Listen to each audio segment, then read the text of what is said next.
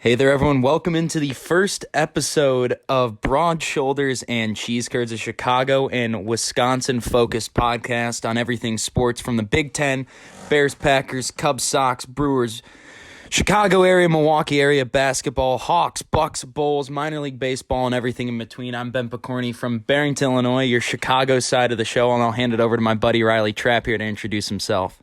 How we doing today, folks? Like he said, my name's Riley Trapp. I'm also from Barrington, Illinois, but unlike Mr. Picorni here, my parents raised me correctly and raised me as a Wisconsin sports fan. And all my fellow cheeseheads wondering what it's like to grow up outside Chicago as a Wisconsin sports fan, it's the second closest thing to hell. So we're here, but we move. That's so you have a rough life. I feel for you.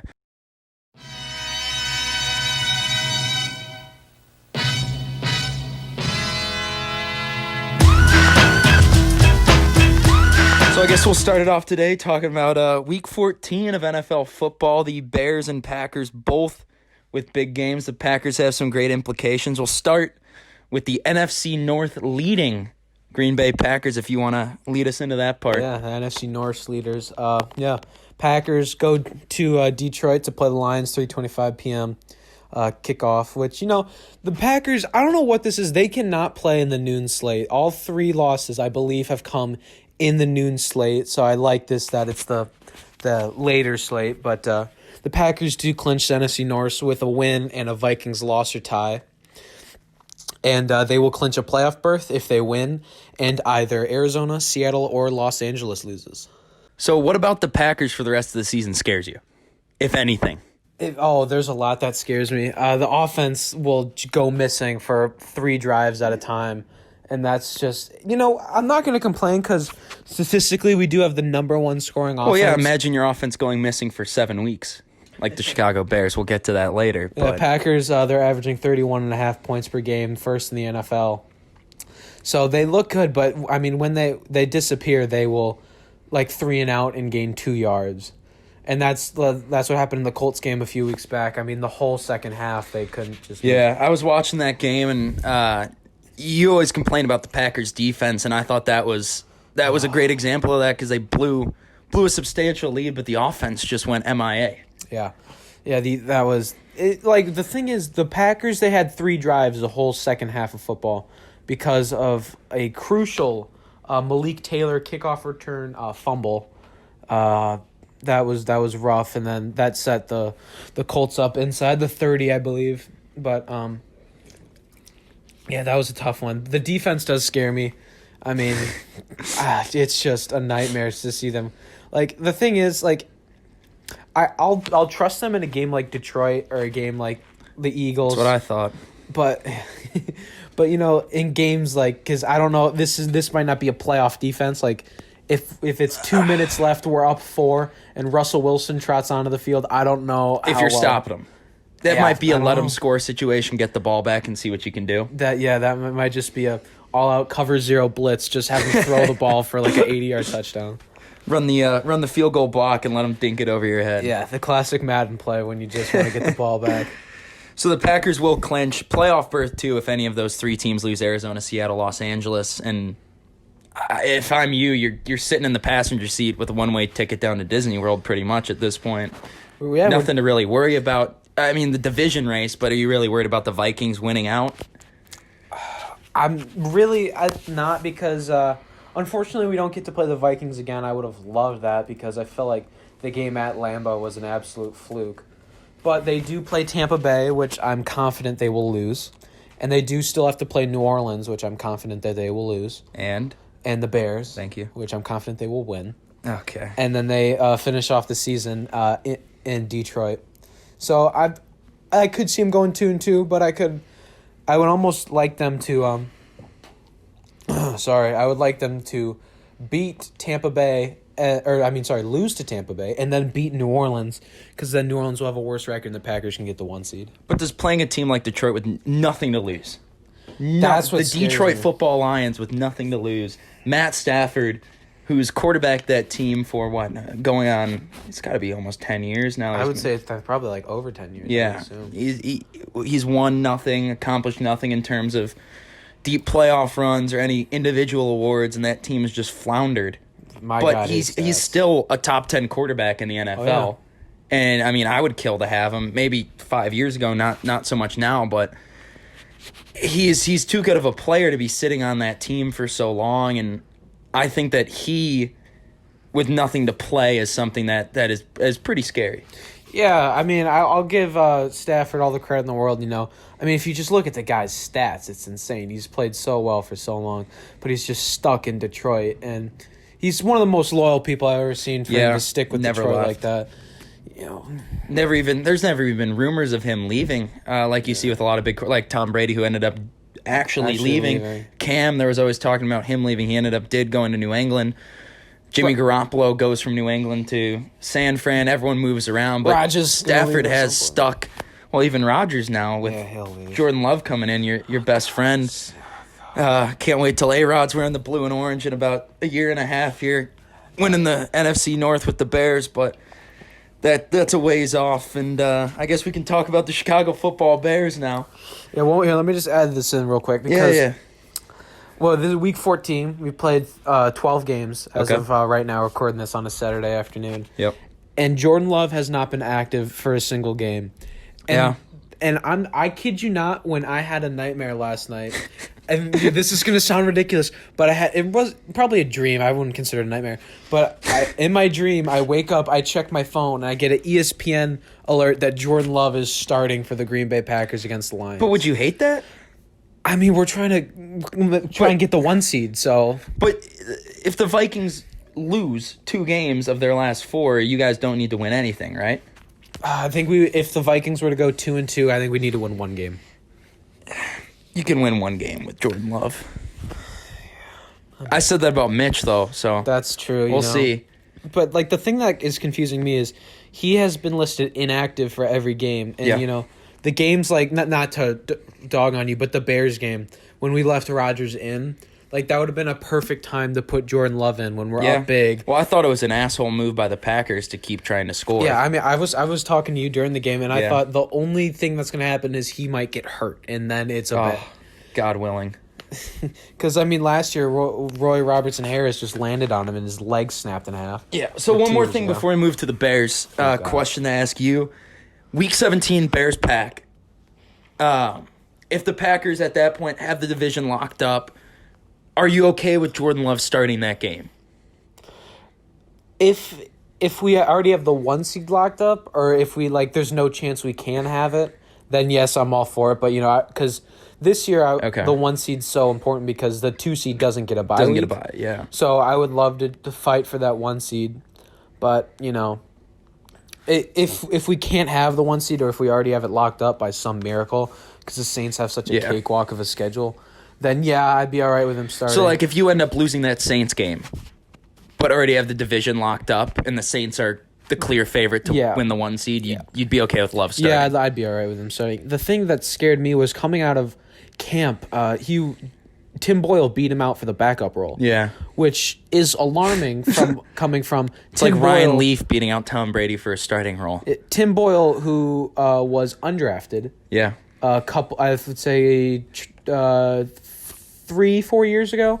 Undrafted, came to the Packers, has been Rodgers' backup. Rodgers speaks highly of Tim Boyle, which is nice. Yeah. You don't see that too often. But, I mean, you talk about him, Love having an undrafted guy being put over him for that spot. Is it any different than, let's say Jordan Love doesn't get picked up by the Packers? He's a 3rd, 4th, 5th round draft pick. I don't think he was a first rounder by any means. And you see a lot of those guys from smaller schools like Utah State, where he came from. You'll see a guy from BYU or a guy from, Mississippi State, a smaller school that's still decent at ball, but smaller school that gets drafted late. He'll go to training camp and get cut. Yeah, that's Taysom Hill. The Packers took Taysom Hill in the 7th round. Mike McCarthy obviously would have no clue how to use his talent because Mike McCarthy had the brain of a size of a pea, but we move. Yeah, he cut him, and then you see what he's doing in New Orleans. But, okay. The thing is, you look at everyone's quarterback rankings in their pre-draft. No one even ranked him above Jalen Hurts. Well, I didn't even think he was going to get drafted by the Packers and then pick. I don't think anyone did. No, I sure as hell didn't. We had talked about them drafting Kelly Bryant or someone along those Kelly lines. Bryant in like the 6th round. I did just to fill the backup role. Yeah, something. Yeah, Packers Instagram page I follow. They did a whole Packers mock draft in the first round. They had him picking Brandon Ayuk from Arizona State. And Looking back, that would have been a great choice. Oh God, tell me about it. And then they had some like defensive guys in the 2nd and 3rd round. First of all, I know this is when we're talking about the draft, but I love Kamal Martin. I think he's going to be great in a couple of years. Yeah. But yeah, they had him picking Kelly Bryant in the 6th round, which I was like, oh yeah, he's not a stud. No, but you didn't need a star quarterback. The thing that the Packers do is every couple of years they'll draft a quarterback in like the 5th, 6th, 7th round, just to, like so they can have someone. Deshaun Kaiser a couple of years ago. I mean, they traded their 1st round draft pick for him. Yeah, Demarius Randall, who's now a Pro Bowler there. Which I mean, you could use that now. That's the most Packers thing. They cut Micah Hyde, and now he's a Pro Bowler for the Bills. They cut Casey Hayward, now he's a Pro Bowler for the Chargers. Like every defensive back they cut turns into a Pro Bowler on a different team. Yeah. Okay, let's that's good. Let's talk about the Chicago Football Bears coming up. We got the noon kickoff. It is absolute 100% bear weather, and I'm so excited. It's going to be like 28 degrees. Mitch Trubisky has said allegedly multiple times he loves playing in exactly 28-degree weather. Yeah. It's his favorite weather to play in, and I am honestly the most hopeful man in all of Chicago going into Sunday. I have no doubt in my mind that a Mitch Trubisky with nothing to lose is the most dangerous thing in the world. Revenge tour stop number 3, the first 2. Didn't go too hot, especially after that game against the Lions. But the thing that pisses me off about Bears fans, and that's been happening for the whole season, is they're so spoiled after that first full season with Mitch in 2018 when we go 12-4, kick the crap out of the division. We go into that playoff game against the Eagles, end up losing for the play that shall not be named. But if that season doesn't happen, there's no such expectation or scrutiny that the team is under now. We go from 4-12 to 12-4 in 1 year. Then you go into last season, we go 8-8, which I would have killed for in that freaking 4-12 year, the John Fox years, when Mike Glennon started at quarterback in 2017 for the first few games. The Mark Trestman years. Yeah, I thought Trestman was the guy, but that's a song for another time. But I think that Bears fans 2 years ago, if you would have said, hey, we're going to be going into week 14, 5-7. Mitch Trubisky and Nick Foles are both going to be on our team. We're going to be playing not great football, but football that is better than the standard we had before. I think they would have been happy, and I'm happy with that. What I'm not happy with is the fact that there is talent on this team, arguably the best all-around defense in the NFL. Yeah, I would say the secondary, the D-line, 2 stud linebackers in Danny Trevathan and Roquan Smith, a first-round draft pick, 8th overall. We have 4 first-round picks on that defense. We have Khalil Mack, who's one of the best defensive linemen in the history of the game of football. Akeem Hicks, top 3 defensive tackle in the NFL right now, and it's just wasted. Yeah. And people blame the O-line, they blame this and that. We lost 2 guys from before, which was Kyle Long, which was possibly the biggest loss that this team has had in a few years. Other than that, we don't lose much besides Jordan Howard, and he wasn't spectacular.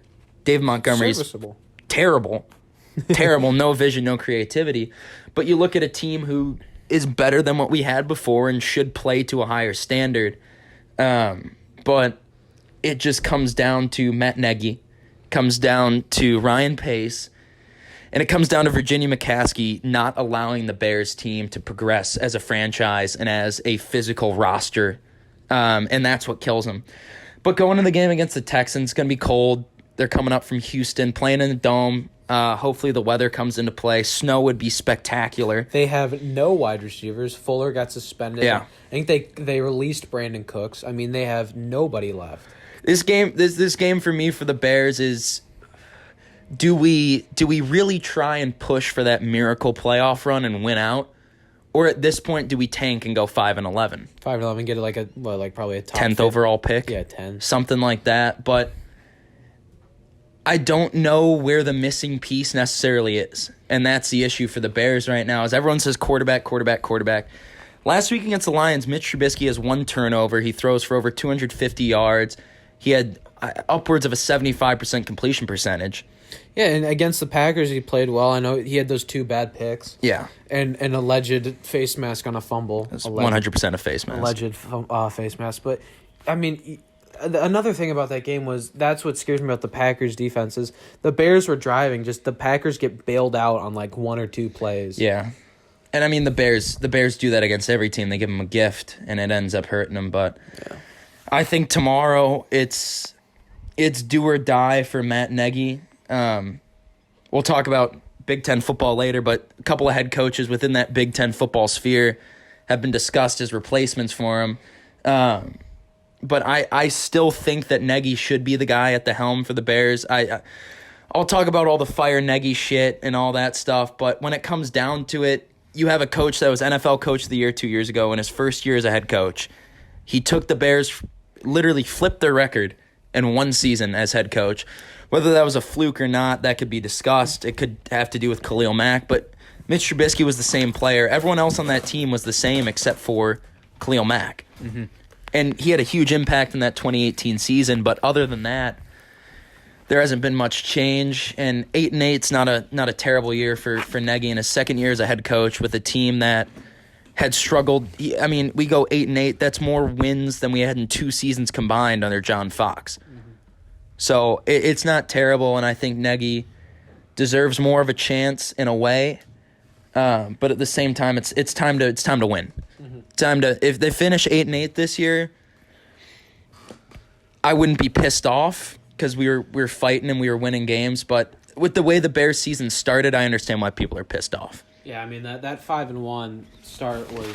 Yeah, I mean it was a dream. We talked about it. We were projecting the Bears, go 12-4, and the Packers to go 10-6. As the Packers look terrible, and then Mother Nature just took its course and was like, you know what, let's get back to real football. Yeah, here. well, I mean those first 6 weeks, it looked like every game the Bears were in it.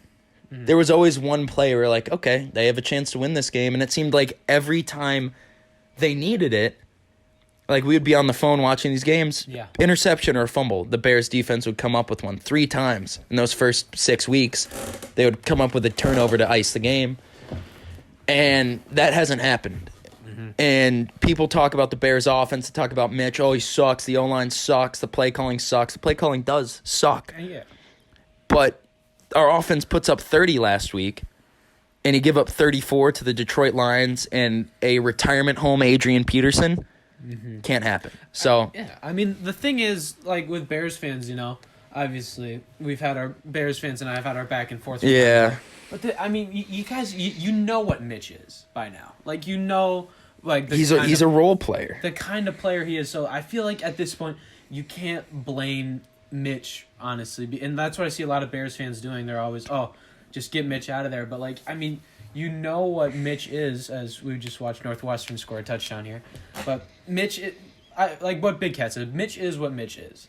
Yeah. And you can't change it, but I feel like that's what separates like the good coaches from the great coaches, because I feel like the great coaches, they know their talent and they know how to use it. Yeah.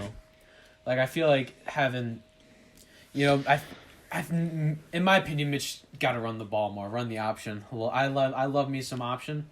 Well, and Mitch his legs are good. Mm-hmm. Mitch started 3 games before 2 weeks ago, all year, and in one of those games he had more rushing yards than David Montgomery. Yeah, it was off one play. He ran for 45 yards and outrushed our running back. Yeah, he's no Lamar Jackson, but I mean he's serviceable running the football. He's no Lamar Jackson, and he's no Aaron. He's a lot better than Aaron Rodgers running the football, because good God, if you've seen him running the football lately. Yeah. He remembers that broken leg against the Bears. So that's my take on the Bears. We'll get to our predictions for that game a little later on. Let's move on to MLB. Anyway, before we move on, I just want to say, if the Bears lose this game, are you fully done with the year already? I'm done. So this is and if they win, you're all the way back in. I'm all in. I'm already all in. So I've been all in for 2 weeks. So you're setting yourself up for either just pure happiness or just pure suicidal Poco wash. Well, because you talk about like the Bears have their playoff chances are at 11% right now. Oh boy. It goes up to 20 with a win. That's 9%. 3 more wins goes up to 90%. We win out, there's a 90% chance we're playing playoff football. And one thing I see from a lot of Bears fans, because they're just the biggest pessimists and the biggest negativity boosters in the world, is, oh, we're going to go to the playoffs and lose. Why do you frickin' care? Playoffs are playoffs. We're going to play in the damn playoffs, something that you've been whining about all season. Mm-hmm.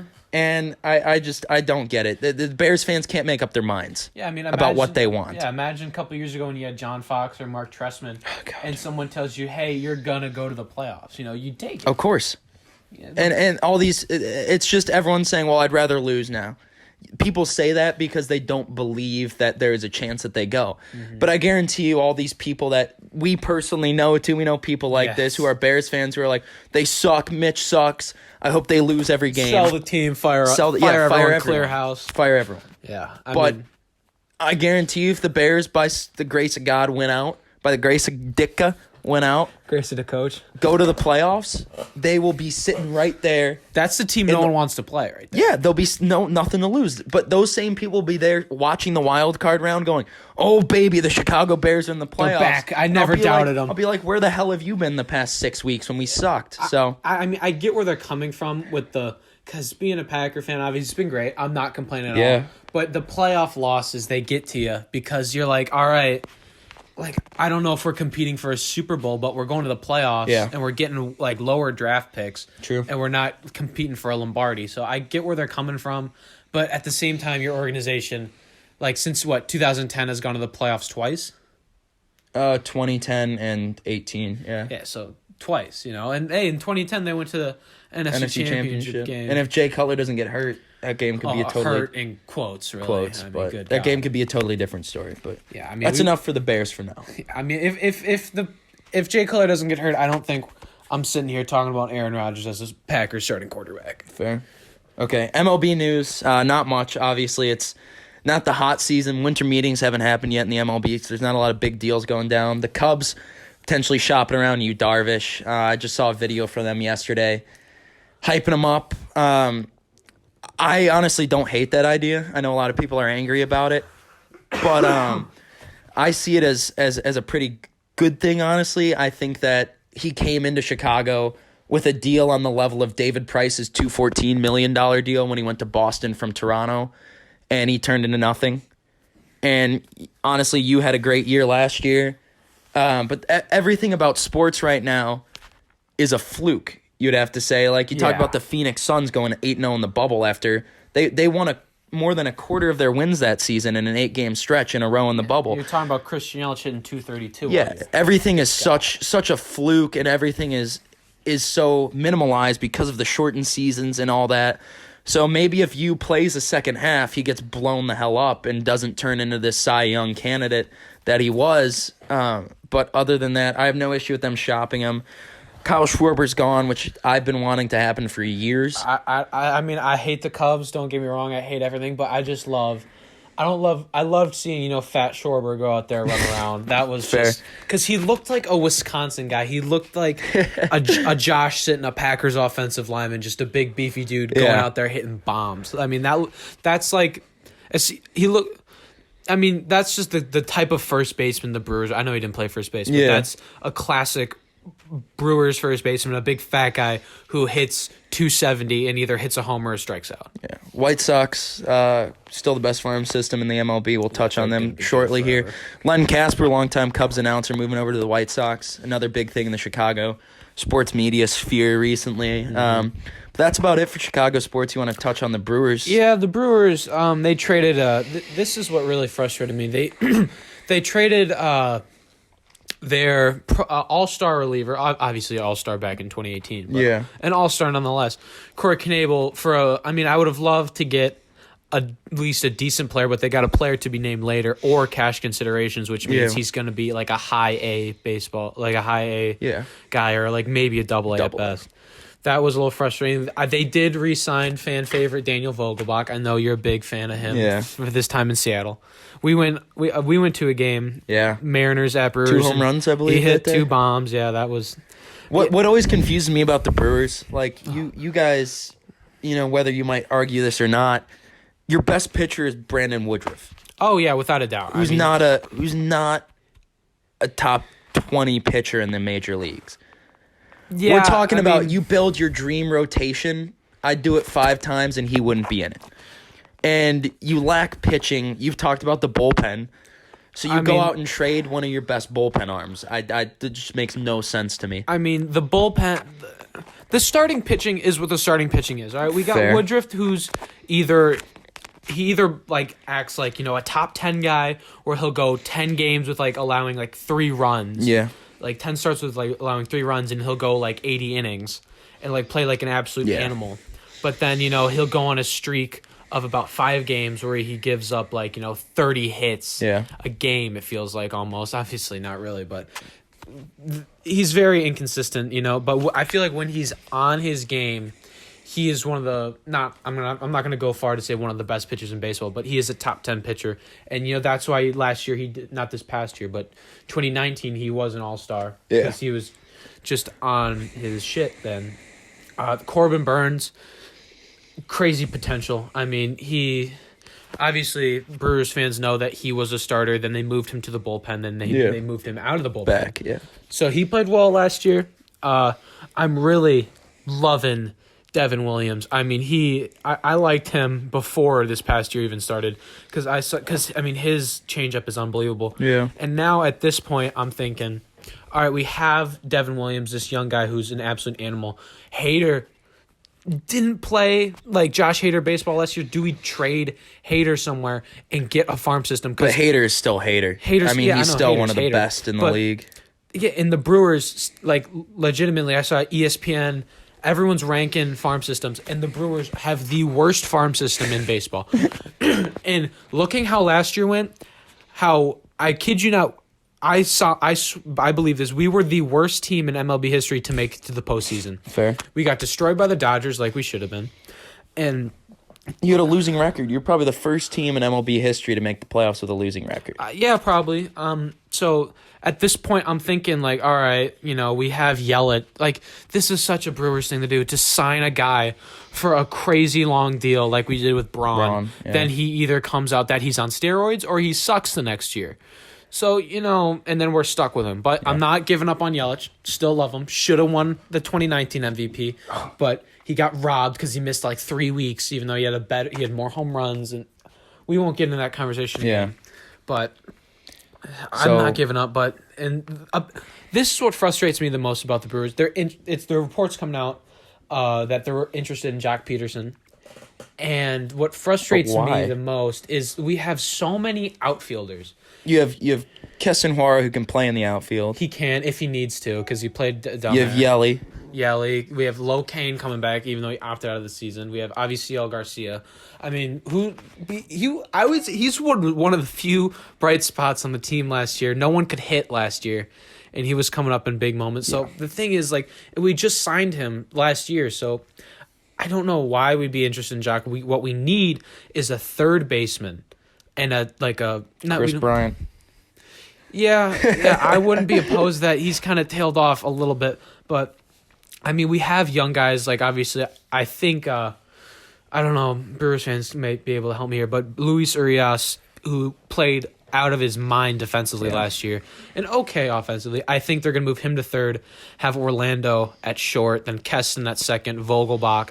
This is the thing that I loved most about the 2018 Brewers that went to the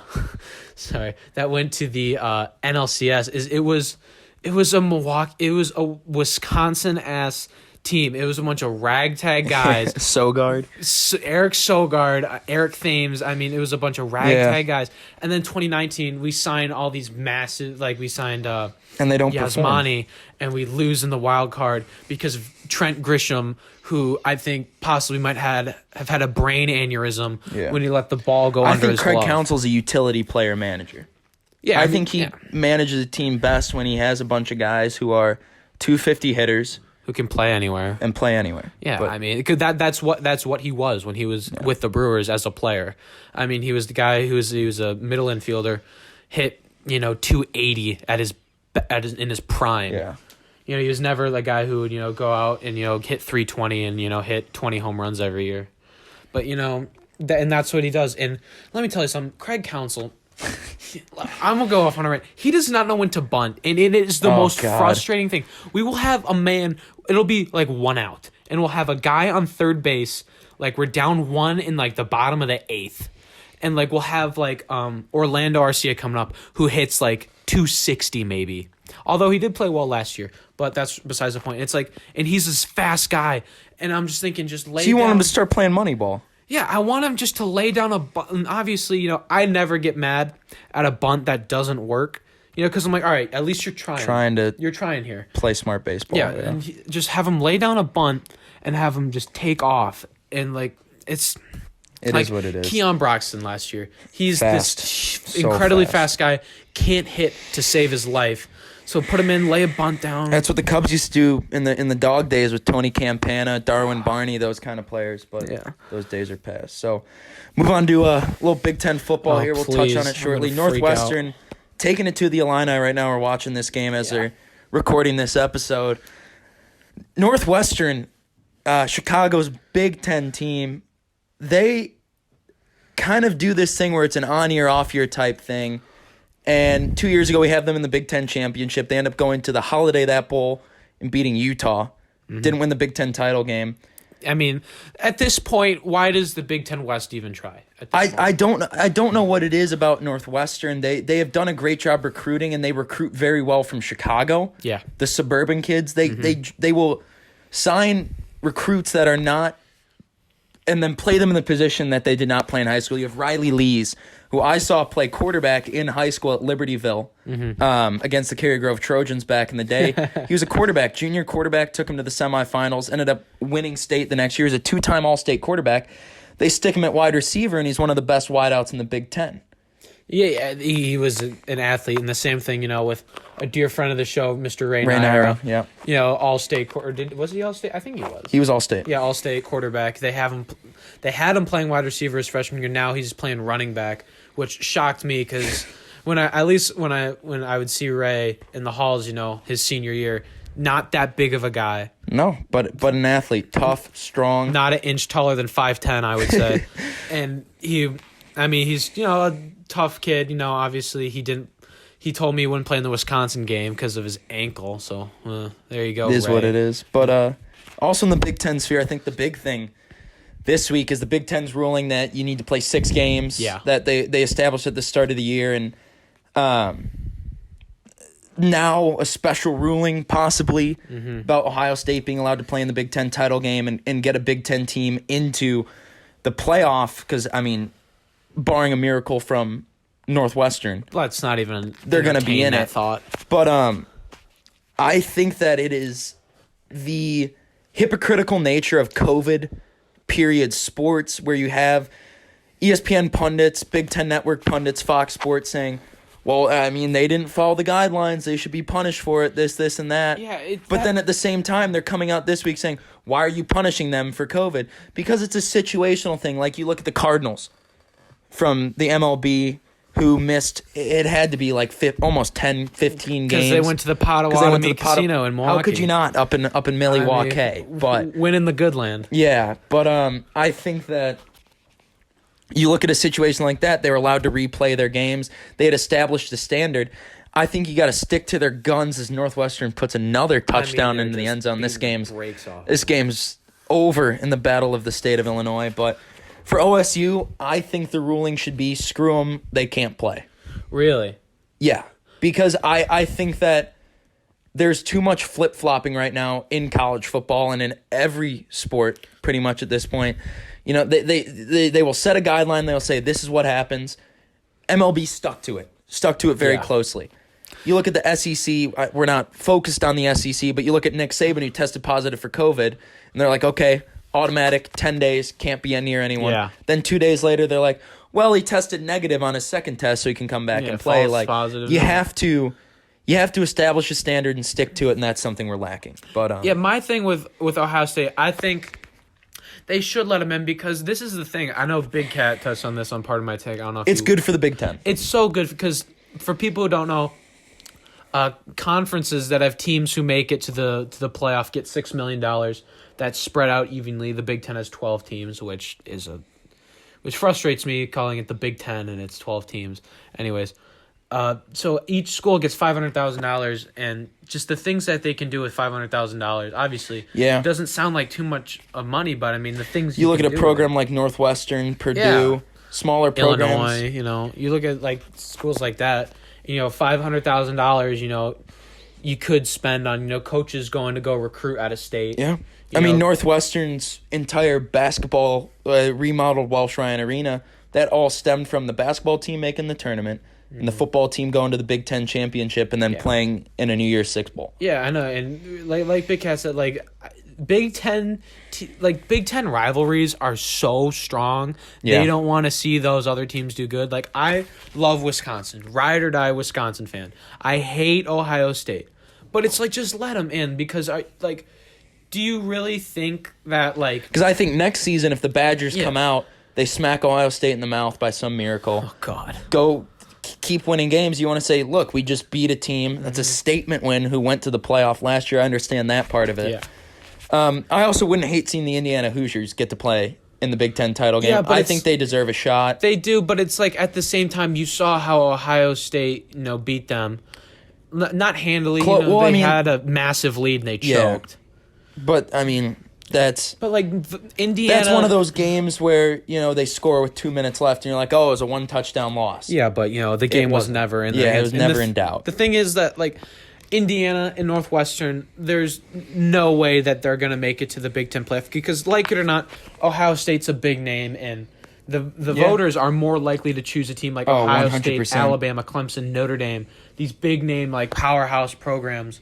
No offense, I know you have a friend who's a playoff committee selector. Yeah. And you were trying to vouch for Notre Dame to get in that 1 year.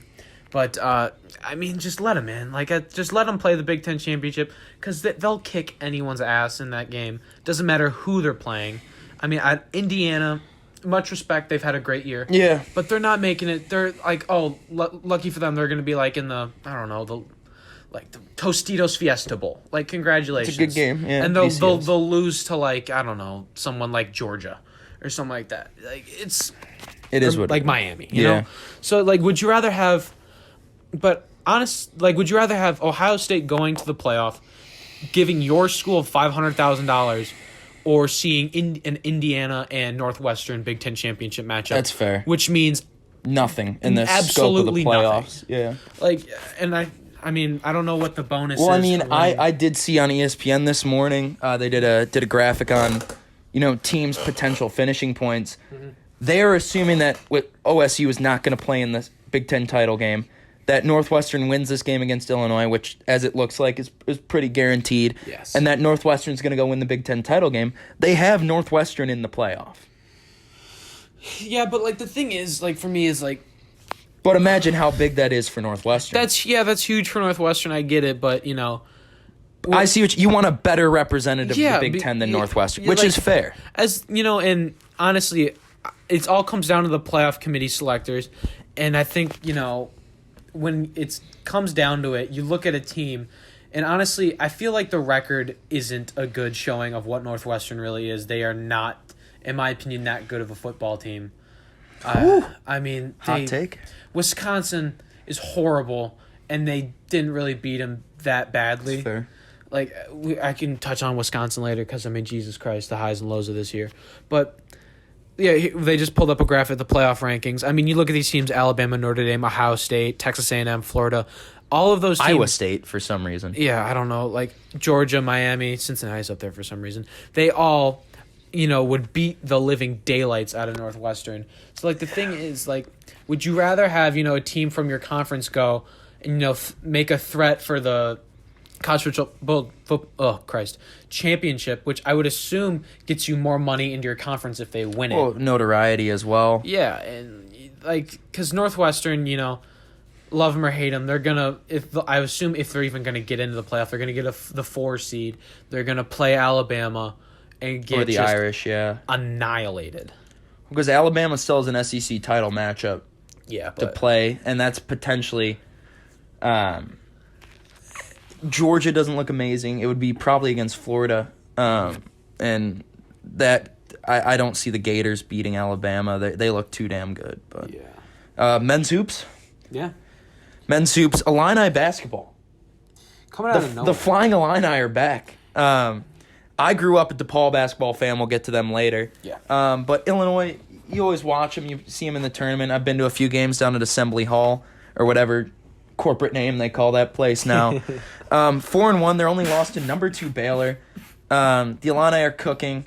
Brad Underwood, their head coach. I'll talk more about him later. Yeah. But great guy and stuck to his guns. He said what he was going to do when he came in, and he's accomplished it. And they ended up beating Duke the other night. So good win for the Illini. We'll just run through these here. Northwestern, 2-1 down here for the Wildcats. They've always been around that 8-9 seed in the tournament spot. I think it was 3 years ago they ended up losing to Vanderbilt in the first was it the first round? I think it was I think it was first. It was an 8-9 game. Right, yeah. Their only loss this year was a 1-point loss to Pitt, but I mean Pitt's not a powerhouse. The Paul Blue Demons, one of the best seasons ever.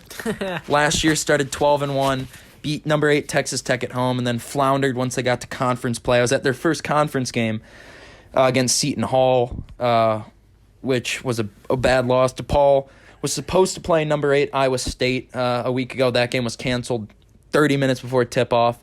DePaul will get Keon Edwards, number 41 recruit in the nation, 8th ranked forward in the nation in this past recruiting class.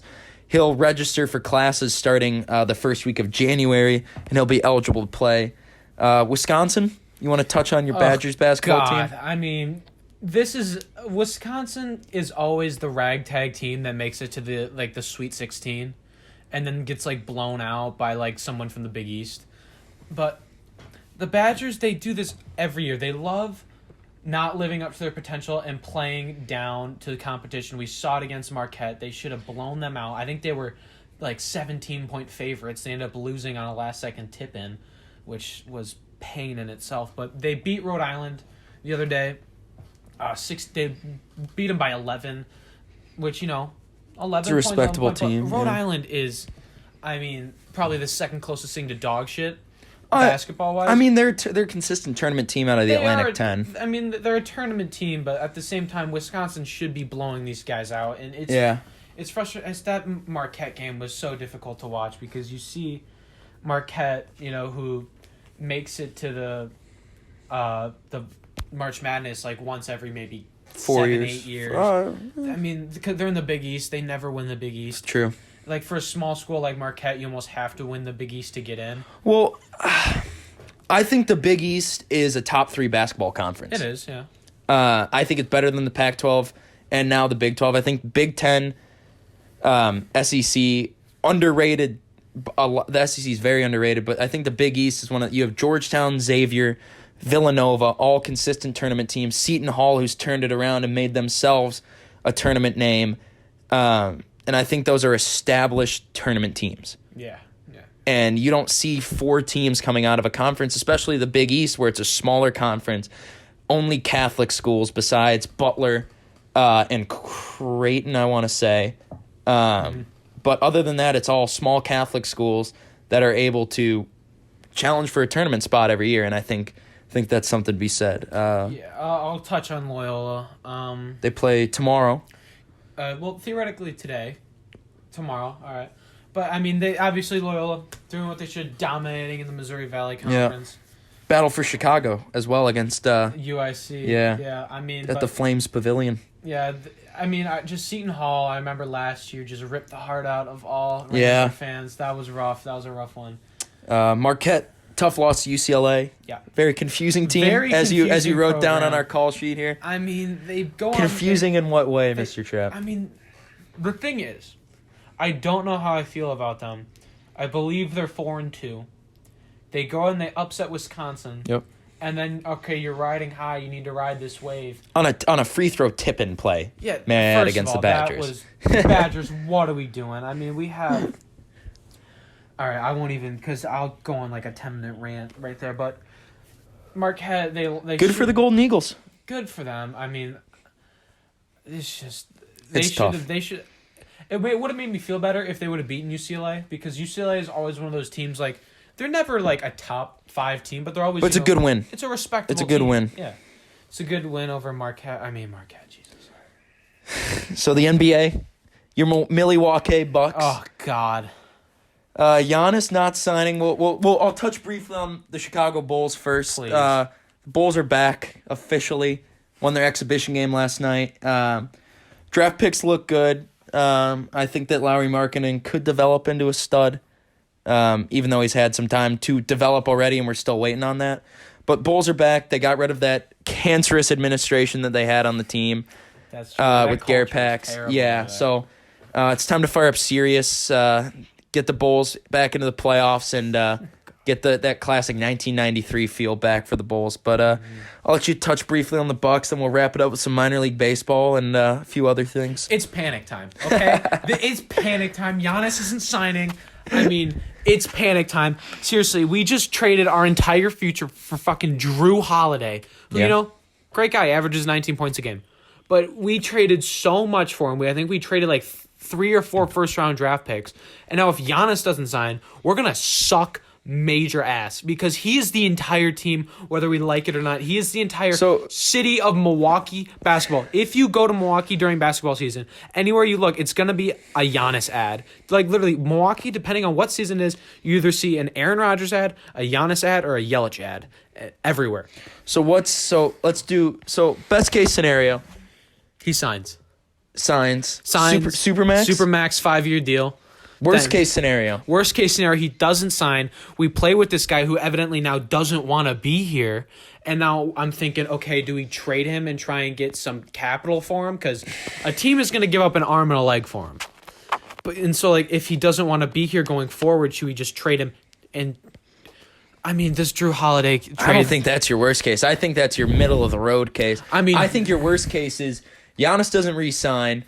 Holiday is there taking up this cap space, and you get a player well below Giannis's ability and potential to fill his role, because you're going to have to get somebody. You're not going to just stick anybody into that role. Yeah. That it doesn't just change your starting five. It changes the way your team plays. They play through Giannis. Mm-hmm. So are you going to run everything through Drew Holiday? Probably not. I mean, Drew Holiday is a guy that, if he was on the Lakers, I don't think he would start. He'd be a role player. And, it's... But that's a super team you're talking about. Yeah, that's true. I mean, I was, I saw Bucks trade for Drew Holiday. That was an alert on ESPN. I'm like, oh, that's nice. I look at what they gave up. And yeah. I saw George Hill. I'm like, that sucks. Eric Bledsoe. I mean, yeah. And then, they gave up 4 first-round picks. Well, Bogdanovich, that was a trade that was vetoed, right? Oh, God, that one was... It just fell through because Bogdanovich didn't want to come to Milwaukee. And it seems like the Bucks are making too many moves right now. Yeah, they're overdoing. Whereas the Bulls are doing nothing. Yeah, I had heard some rumors Anthony Davis coming home to Chicago, but that never panned out. I mean, I know Giannis tried to recruit him to Milwaukee. I don't know where they would find the money for that. Yeah, and the thing is now James Harden on his trade list added the Heat and the Bucks, and I'm all for James Harden coming to Milwaukee, but we're gonna go. Over the luxury, we're gonna go through the roof on our cap space. I don't know if our owners want to pay for that. I know Aaron Rodgers, minority owner. He might have. I think he has a 2%. Well, I think it's crazy that you see teams like the Lakers who are able to do this. The Warriors when they had their super team, and a team right now that's silently building a stud lineup of top players in their positions in the NBA is the Suns. Mm-hmm. They're doing it with Devin Booker, Chris Paul, Jalen Crowder. How's DeAndre Ayton? Is he all right? He's still there. He's good. That's good to see. But you like seeing that. You wonder how teams like that are doing it. Chris Paul obviously taking a smaller cut than he would have 5 years ago. Yeah. Devin Booker, one of the best guards in the NBA. Mm-hmm. DeAndre Ayton, a first-round draft pick. First overall draft pick at center. And you bring in Crowder, who was in an NBA Finals conference championship winning team last year. Mm-hmm. And you have teams that are doing that, but then you look at the Bulls and like you said, the Bucks, where it seems like they have one guy. That's Milwaukee sports as a whole. They have one guy and they build around him. And that's what that's what they did with Brandon Jennings back in the day. My Bucks fans know who he is. He was an absolute monster. Re-signed him a couple years ago, did nothing. The Bulls tried to do it with Derrick Rose. Saw how that went. Yeah, back when we had Ray Allen, obviously, back then we had Big Dog. Yeah. And that team was so exciting. Then, the coach who shall not be named went and ruined everything because he hated playing with those guys, or he hated playing those guys after the Eastern Conference Finals. just hated it. The management blew everything up, sent Ray to the Supersonics for seemed like a 50-year-old Gary Payton who ended up doing absolutely nothing, sent Big Dog away. Everything just went to shit. I mean, and I feel like I'm going to see history repeat itself here where Giannis might not re-sign, and there are reports coming out that Giannis is ready to sign the deal. But there are also reports coming out that the Bucks' confidence in signing him dropped dramatically after the Bogdan trade failed. So if the Bucks do in fact re-sign him, then I think we're a contender. Okay. Obviously, I mean, of course, no one. The Bucks, I feel like are just so much. Like they're the best team in the league in the regular season because no one can stop Giannis. But then when we get to a playoff series where we play teams, for 5 games, they know Giannis, they know how to plan against him, and they can plan against him for 5 games. And that's what's so frustrating about it is that, the way that the regular season is where you don't have series, like in baseball, you would have like a 3-4 game series. Yeah. You play like 1 game. And so like the team isn't going to spend, more than 1 or 2 days focusing on how to stop Giannis, They're going to, spend a day just trying to contain him, whereas in a playoff series, they're really like focusing and locked in on him. Because outside Giannis, we have Chris Middleton, who, is great. I love Chris Middleton. He's, awesome from the 3-pointer. But you don't really have that other second star right now. And I think the Bucks are banking on how good Drew Holiday is going to play. And I feel like that's a risky bet. What are we moving on to your next to? Minor league baseball. Yeah, touch on it. Kane County Cougars. I'm a huge minor league baseball fan. Riley is as well here. MLB, for those who don't know, just reshuffled their minor league system and took over total control of the MILB, the minor league baseball governing body, and cut 11 teams out of the affiliated minor league system. One of them very close to home here, the Kane County Cougars. Unfortunate. Out at Northwestern Medicine Field in St. Charles, Geneva area. Ceasing to exist as an affiliated ball club. Sucks. Grew up going to those games. It was a small-time baseball team for, the northwest suburbs where we're located. So sucks to see 11 other teams. I believe the Brewers reshuffled their minor league system. Cubs are going to stay the same with the I Cubs, the Tennessee Smokies, South Bend Cubs, and the Daytona Cubs, and Myrtle Beach. But other than that, not much change. I'll Brewers. touch on the Brewers. For my fellow Brewer fans, we kept, fan favorite, the Wisconsin Timber Rattlers. Nothing better, when you got nothing to do. If the Brewers are on the road, head over there to Appleton, Wisconsin. Catch a Timber Rattlers game. Great town. We kept the Mudcats. Awesome. Kept Biloxi. And Brewer fans, I need you to help me out on this one because we just moved from Colorado Springs to San Antonio. Yeah. And did you know that San Antonio actually made the jump from a AA team to a AAA team just to be affiliated with the Brewers? Yeah, just to be affiliated, which, sorry. We were watching Northwestern almost messed everything up there. But, they're winning 28-3. What's the worst that can happen? But the Brewers, they now all of a sudden they're moving from I don't know if this is because of COVID, because California is so strict, but they're moving now from San Antonio to the Nashville Sounds. They were invited. The Brewers invited them to be their AAA. Well, Nashville's also making a bid for an MLB expansion franchise. I did know. I remember seeing that. Which give it to them. Why not? But the thing baseball is that one sport where I see it really hard to expand. Because we haven't had an expansion team since the '90s. Yeah. Florida Marlins. Yeah, no, I'm just trying to think of The Expos moved. That's what I was thinking. The Expos moved to Washington, D.C., but other than that, we haven't had a new team join the league. Yeah, and I feel like baseball, it's one of those leagues where it's like you have to have an even number of teams. You can't have uneven divisions and stuff like that. So I think that'll be interesting, and we'll. Because one division's now going to have potentially 6 teams, and that would just be a nightmare. And then playoff qualification for whichever American or National League they join in, the wild card. However, that may change. So, theoretically, if they're going to add, they would have to add 2 teams to make the both even, but then you're going to have 2 teams with 6. So, theoretically, you would need to add, 4 teams. Or not 6 teams. 6 teams to even out 6 teams, all the divisions. And I don't know if MLB wants to add 6 I teams. don't want them to add 6 No, teams. because what are we going to see? The baseball Alabama is already the toughest talent pool in all of sports. it's the toughest league to crack, in my opinion, to make it onto a roster. You see guys who spend NFL, you years get with them. 53 people. Yeah. NHL, you can move freely between the AHL, the minor league system. Yeah, speaking, we'll touch on NHL real quick. Wolves Hawks. and Hawks. Didn't really do Not much happening. Good draft nothing. pick. No, solid draft. Thomas Reichel out of Love Germany. him. Yeah. Young guy. He actually played against the Hawks in a exhibition game last year in Munich, Germany. But the Hawks, looking okay. Kind of a rebuild year. They're in rebuild mode, personally. But should we move on to our last two segments of the show? So You want to introduce them? yeah, keeping with the Midwest theme, we have the meat raffle grand prize winner if you're ever up in Kenosha or Oconomowoc, up there, Wisconsin, yeah, up in Fond du Lac, Ocon, yeah, Minnetonka. No, Manitowoc, yeah. Yeah. Winning the meat raffle, it's a great time with the family. Great So honor. meat raffle, it's going to be our hottest coaches or players of the week and guys we're just really liking and thinking are performing well. So I'll start. My meat raffle grand prize winner is Brad Underwood, head coach of the Illinois men's basketball team. Came into a program that was used to success, had gone to so many tournaments, crazy games against Arizona, especially the classic game at the All-State Arena where DePaul used to play in the tournament. Couple Final Four, Elite Eight runs, Sweet 16s were consistent for the Illini, the Flying Illini back then.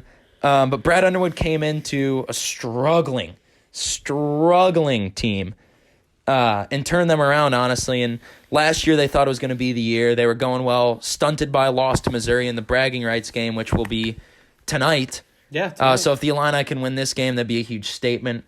Like we said, tough loss to number 2 Baylor.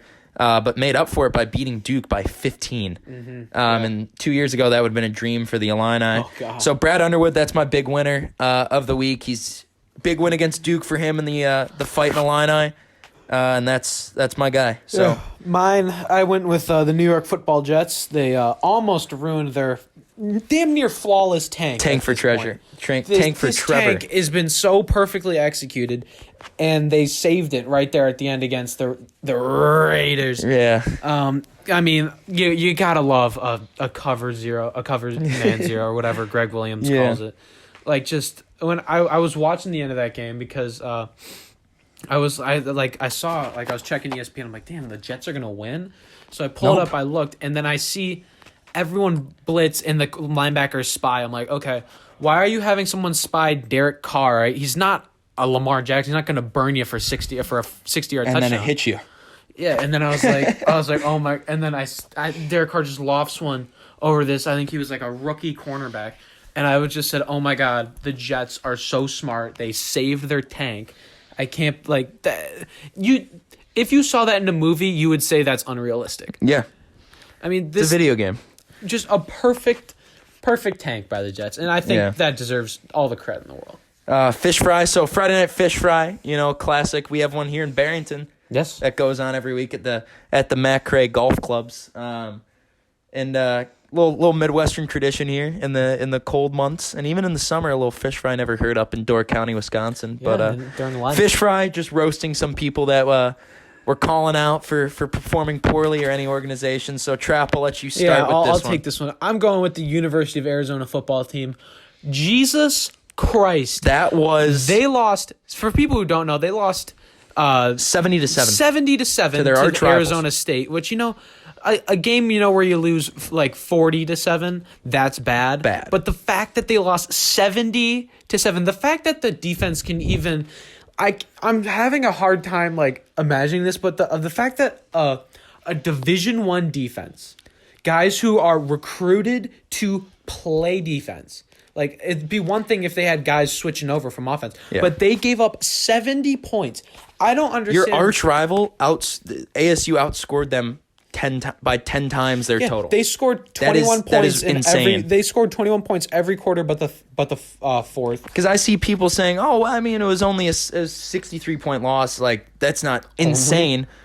But you think about it, 10 times the total of the other team. Yeah. That's like losing 500-50 in basketball, losing 10-1 in a baseball game. Those are blowouts. That's not a blowout. I saw someone tweeted last night, call the National Guard. There's a massacre in Tucson. Yeah, and Dave Portnoy said, Arizona's the worst might be the college worst football team ever to ever exist. And honestly, that was brutal. That's not an Arizona State team. That's a top 25 team. They lost to USC and UCLA.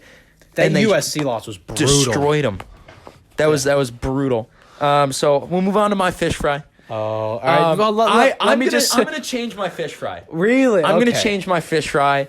I originally had written the Chicago Bears organization. Not just like Pace, the organization, whole organization. as a whole. Yeah, so I'm gonna change that to the ownership / Rob Manfred, the commissioner of baseball. I'm gonna fry Manfred because I think what they're doing with minor league baseball is a travesty to the sport. It's a joke. I think minor league baseball is the sport in its purest form, and that's guys playing for their lives every game, and you're destroying that. And then quickly, Bears organization, Virginia McCaskey has done great things for the Bears, and she's taken them, redone Soldiers Field, and really done some good things with the organization. Yeah, put a toilet bowl on top of it. It's fair, but I think it's time for her and her son to kind of step back, and Ryan Pace to step back from the organizational roles that they fulfill, and try and do something different, because obviously what they're doing right now is not working. Yeah, it's fairly evident that it is not. So last thing, the You Betcha Lock of the Week. Riley Trapp, I'll let you take this one away. So this is our our locks of the week. The thing we'll take a gander at, and we'll see what's our best bet. And mine, I don't know how it is this low, but the Packers team total over 31.5. The Detroit, Somebody clip that for after the Packers score 20 points. Because if the fucking Bears can put up 30 on the Lions, yeah. we need to put up 49 plus. I mean, this shouldn't even be a game. But now me saying that because every game the Packers have gone This into... is a trap game. This is a trap game. We talked about it earlier. It's a trap game. Yeah, we talked about it last week against the Eagles, and as Illinois is going to score a touchdown, coming back 28-3. Wonder what the about spread those was leads. on this game. I think they were Northwestern was 13 and a half. I think, yeah. But yeah, Packers team total over 31.5. I'm like looking at it, and I'm struggling to see how it I'm giving away free money here. Like, this is free money. Like, how can you not? Obviously, 1-800 gambler if you have a problem. But this is free money right here. It's hard for me to find words. I'm just saying it's free money over and over again because it's so low. Okay, we're averaging 31.5 points a game. I'm gonna clip that audio and just send it to you over and over again tomorrow. When the Packers score 10 points, 28-35. yeah, something like that. I mean, or they score 31 points, and I'm gonna kill myself because it's 31.5. But I mean, it's so low. It's so low. I can't pass up. It's so low. All right, Ben, I'll transition over to you as I see your. I don't remember exactly what I wrote. Before you say anything, I just want to say this thing. Folks, for our we have a sheet here of what we're talking about. I just want to say Ben's lock of the week is in all caps. The Bears win outright. Oh God! Against the Texans tomorrow. You want to say what was written down? I don't remember. All right, well, folks, it says Bears allegedly wrote this down. This is in all caps. Bears win outright, no doubt about it. 100%. Take it down to the win trust and put it in a safe.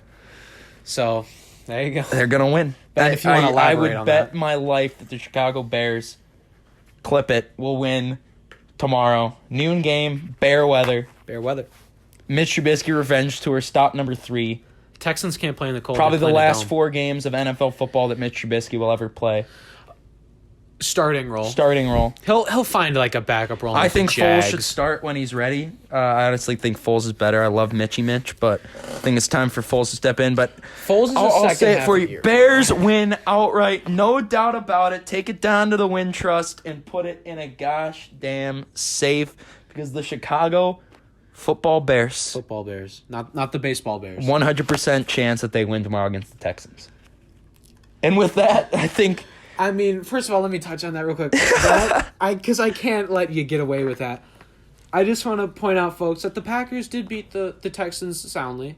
They didn't beat them by the margin to beat the Bears, so I think it's going to be a good game. But then again, when the Packers played the Texans had they had a wide receiver core. So I kind of... It's a win. I kind of like that bet. Thank you. I mean, the Bears are... I've been saying it for 8 weeks that we're going to win, so maybe this is finally the one. Bears are plus 1.5, I think they are? Because the Texans are favored. No, I'm just betting on the Bears to straight up win the game. All right. Yeah, I'm just like... Money line, Bears win, no doubt about it. Because, I mean... Mitch Trubisky, at least, I'll give you another one. At least 250 passing yards. Oh, God. So I'm looking, and I'm like, all right, Bears at home against an AFC team in December. Traditionally Win. do very well. Win. They do very well at Soldier. No way we lose. Clip it. Can't wait for next week. I want to take this clip and send it to the bank and take it you down should. to the Win Trust. You should. But I think with that, with the You Betcha Lock of the Week, we'd like to thank you all for joining us for the first episode of Broad Shoulders and Cheese Curds. I've been Ben Picorni, that man over there. I'm Riley Trapp. Thank you all for listening.